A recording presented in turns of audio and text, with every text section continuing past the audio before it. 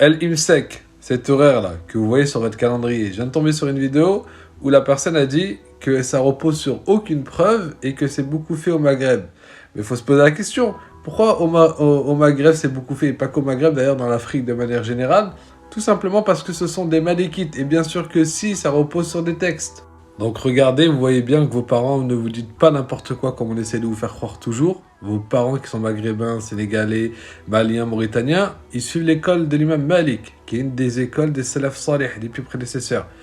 Voilà ce hadith, il est rapporté par l'imam al-Bukhari, par Muslim, par Ibn Majah, par At-Tirmidhi et d'autres. Très simple, d'après Anas ibn Malik, que le prophète sallallahu alayhi wa sallam et Zayd ibn Thabit ont pris le suhur, donc le repas du matin, et lorsqu'ils ont fini, le prophète sallallahu alayhi wa sallam s'est levé pour prier et pria. Nous avons donc demandé à Anas combien de temps il y avait entre la fin de leur suhur et leur prière. Il répondit le temps pour un homme de lire 50 versets.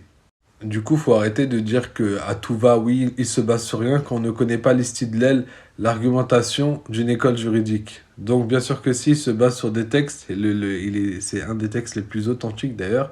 Donc, le prophète, alayhi salam, s'arrêtait le temps de lire 50 versets avant le fajr, ce qui correspond à 15 minutes, ce qui correspond à l'imsek sur le calendrier. Donc, vos parents, ne vous inquiétez pas, ils ne vous disent pas n'importe quoi. Et je rappelle, ceux qui s'entêtent à vouloir comprendre le hadith d'une autre façon, le fait de boire de l'eau là pendant l'adhan et qui pensent que c'est le adhan du fajr, sachez que selon les quatre écoles juridiques qu'on a héritées des salaf salih, votre jeûne, il n'est pas valable. Voilà. Celui qui veut boire et risquer son jeûne, bah faites-le.